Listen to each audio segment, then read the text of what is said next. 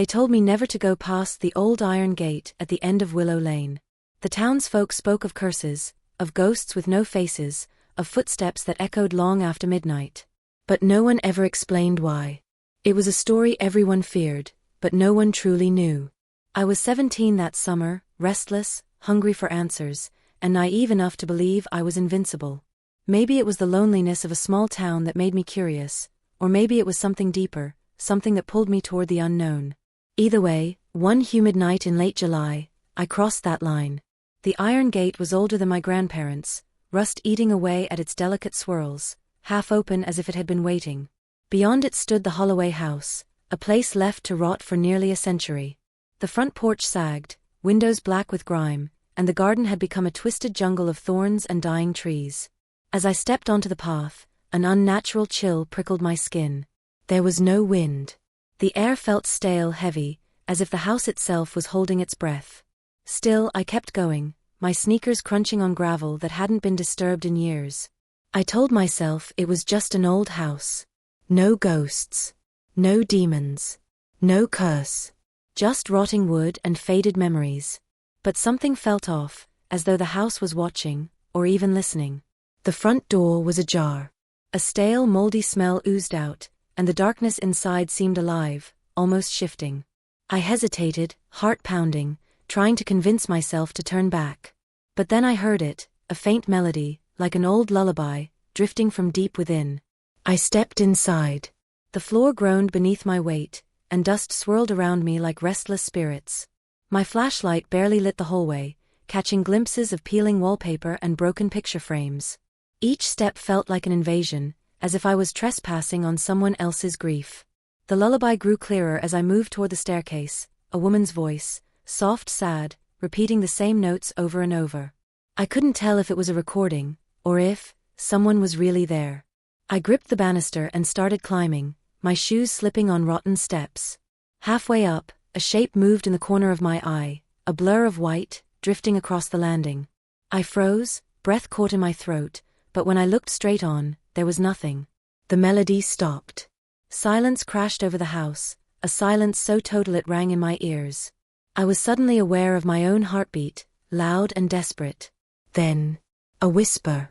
Right behind me. My name. I spun around, shining my light wildly, but the staircase was empty. No one stood there, no one I could see. But I felt them. Close. Closer than my own shadow. I ran. I don't know why, or maybe I do. I ran because something inside me understood I had crossed a line, and something in that house would not let me leave unpunished. But the front door was gone. The hallway stretched on, impossibly long, as if the house itself was swallowing me whole. And that lullaby, it started again, but closer this time, coming from everywhere, wrapping around me like a cold, wet sheet. That was the moment I realized. I was no longer alone. I stumbled forward, deeper into the narrow corridor that shouldn't have existed.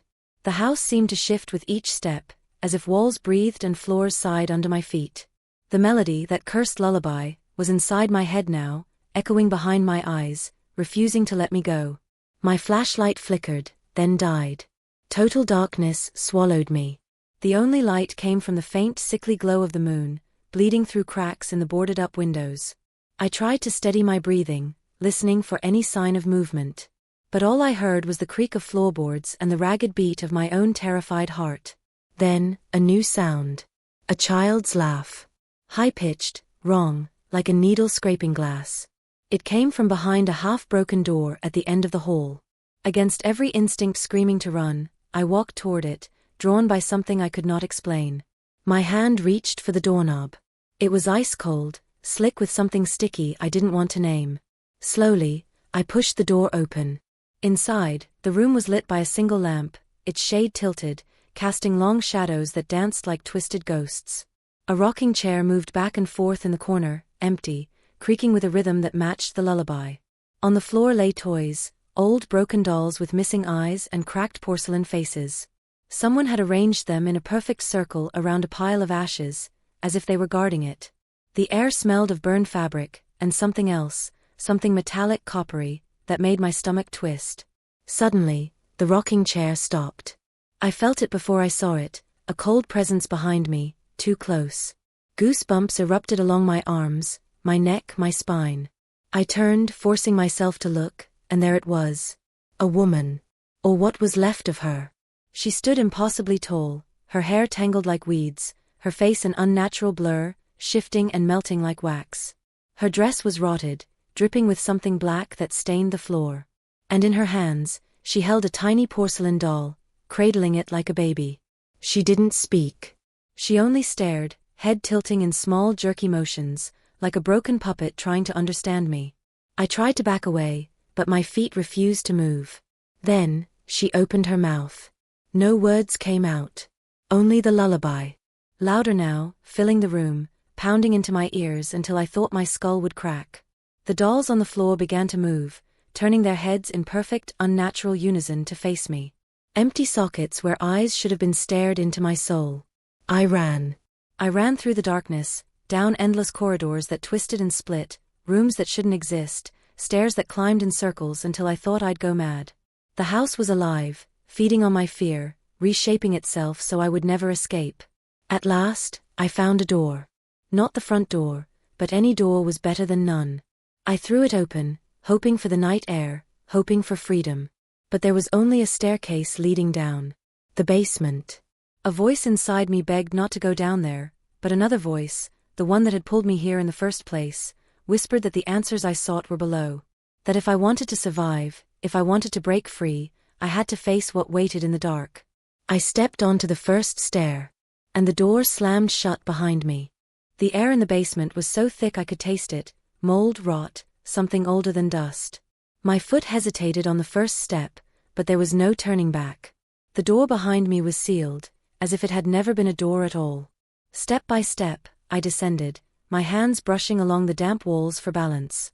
The faint light above vanished, leaving only a blackness so absolute it seemed to swallow every thought. But I kept moving, drawn by a sense that something was calling me, something that had waited decades for someone foolish enough to answer. At the bottom, my sneakers sank into wet earth. This wasn't a basement anymore, it felt like a crypt. I could barely see, but I heard water dripping somewhere, steady as a clock. Then, I smelled it. Blood. Metallic, sharp, impossible to mistake. My eyes adjusted slowly. There were shapes down there, shapes that should never have been. Broken furniture, shattered mirrors, half-buried children's shoes, all jumbled together in a chaotic graveyard of memories. In the far corner, a small table stood, almost comically normal, with a single candle burning, its flame a sickly blue. And beside the candle was a book. I stepped closer, even though every nerve in my body screamed to flee. The book was bound in a leather so worn it looked like skin. The title was scorched into it, half illegible, but one word stood out. Return. My hands shook as I reached for it. A cold wind blew through the basement, stirring the pages, though there was no window, no way for air to move. The candle guttered, and the shadows seemed to lean closer, watching. I opened the book. The pages were filled with names. Hundreds of them. Written in an uneven hand, names I did not recognize. And at the very bottom, one last entry, so fresh the ink still dripped. My name. I stumbled back, heart hammering. How did it know me? Who had written this? Suddenly the basement seemed to shift, the walls pulsing, as if the entire house had taken a breath. A voice, a woman's voice, rose all around me, no longer singing but speaking clear and cruel. You cannot leave. The floor trembled. The candle blew out. In the pitch darkness, hands, small cold hands, grabbed my ankles. Tiny voices began to cry, overlapping in a hideous chorus of grief and rage. I tried to kick free, but they held on, pulling, clawing at my shoes, at my skin, their whispers climbing into a scream. Stay. I fell to the ground, fighting blindly, and my hand slammed into the book. The moment I touched it, the cries stopped. Silence. My breathing was ragged, my body shaking, but the hands were gone. I sat up, clutching the book against my chest, unable to let it go.